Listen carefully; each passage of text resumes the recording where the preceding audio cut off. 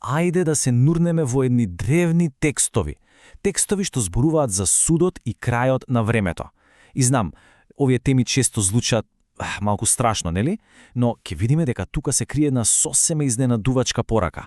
Порака за надеж и за тоа како нашите секојдневни постапки имаат едно длабоко, дури би рекол, космичко значење. Значи, прашањето е, што прави Бог? Дали не заборавил? И, знаете, оваа вознемиреност, ова чувство воопшто не е ново. Всушност, истото прашање си го поставувале и обесхрабрените верници уште во 450 година пред нашата ера. Ама да бидеме искрени, тоа е прашање што многумина од нас си го поставуваат и денес, кога ќе погледнат што се случува во светот. За да разбереме, мора да се вратиме во тоа време, 450 пред нашата ера. Замислете си општо обесхрабрување. Луѓето ја губат верата, имаат чувство дека неправдата е насекаде. Токму во таков свет пишува пророкот Малахија.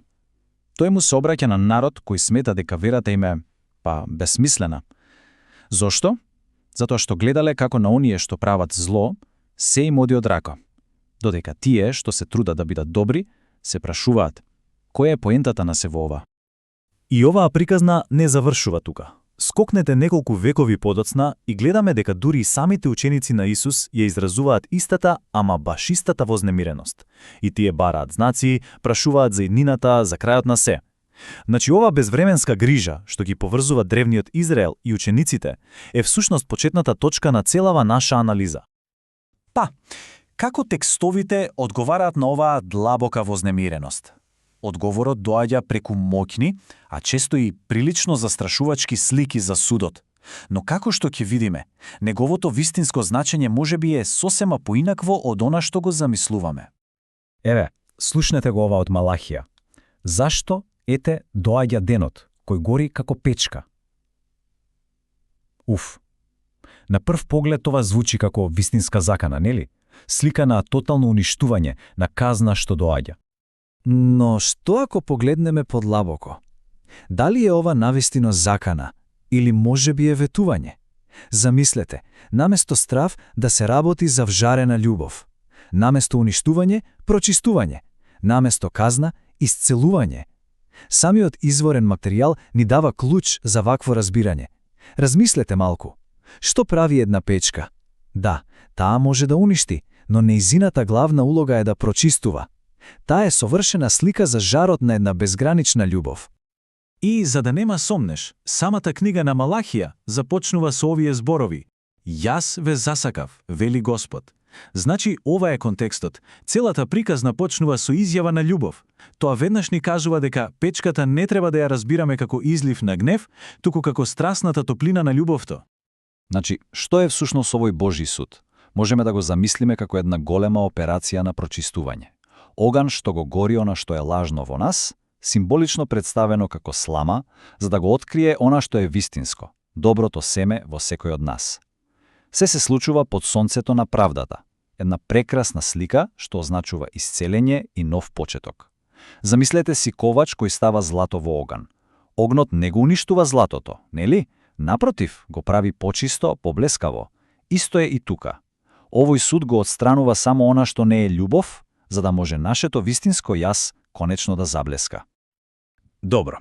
Ако судот е процес на прочистување, тогаш која е крајната цел на сето тоа? Што доаѓа по тоа? Па текстовите ни сликаат една неверојатна слика, сонот за универзална хармонија. И ова не е само човечка хармонија. Слушнете го псалмот. Реките нека ракоплескаат, планините нека воскликнуваат од радост. Целото создание, целата природа, реките, планините, како да експлодираат во песна, славејќи го доаѓањето на еден праведен и правичен свет. Оваа слика не потсетува на древниот сон на пророкот Исаја, сонот за свет без конфликт, свет каде волкот ќе живее со јагнето, каде што нема повеќе зло, нема расипаност.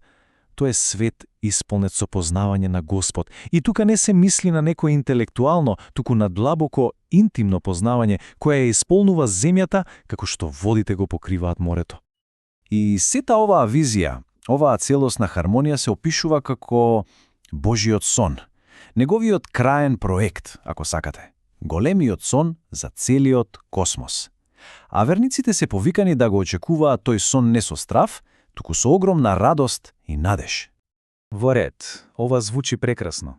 Но тоа е иднината. Што е со сегашноста?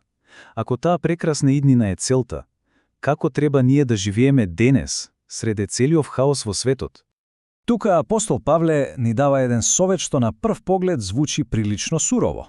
И морам да кажам, совет што низ вековите бил многупати погрешно разбран и злоупотребуван. Но контекстот е се. Павле не им се обраќа на луѓе што не можат да најдат работа. Тој им зборува на оние кои свесно престанале да работат. Зошто?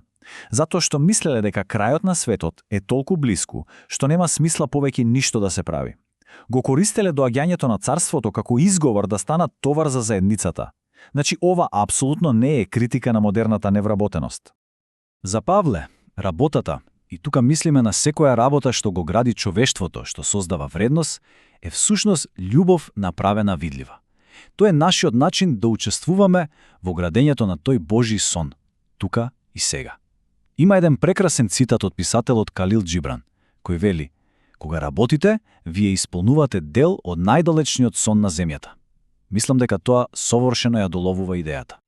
И Исус дава многу слична порака кога зборува за издржување на тешкотиите. Тој не ветува дека ќе биде лесно, не ветува бегство од проблемите. Напротив, тој повикува на цврста истрајност, токму низ нив. Значи, главната порака на Исус не е да се обидуваме да ја предвидиме иднината, да бараме знаци и да се плашиме. Пораката е, кога ќе се соучите со војни, катастрофи, прогонства, немојте да се плашите. Имајте непоколеблива доверба. На тој начин најтешките моменти, моментите на искушение, се претвораат во можност за сведоштво. Нашата смиреност среде хаосот станува самото сведоштво. Па кога ќе го собереме сето ова, која е нашата улога? Изворите ни даваат 3 јасни насоки. Прво, да работиме, за да ги унапредиме човекот и љубовта. Второ, да сведочиме, преку таа мирна доверба среде хаосот.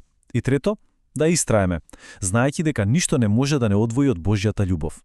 Ова се нашите алатки, нашите начини да учествуваме во прочистувањето на светот и да го градиме тој сон за хармонија токму овде и сега.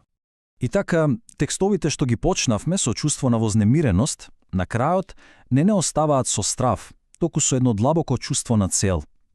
Тие ни сугерираат дека нашата секојдневна работа, нашите мали дела на љубов, нашата истрајност имаат космичко значење. И тоа не остава со едно последно прашање, нели? Ако нашите дела на вистина можат да остварат дел од овој сон на земјата, тогаш кој дел ќе избереме да го изградиме денес?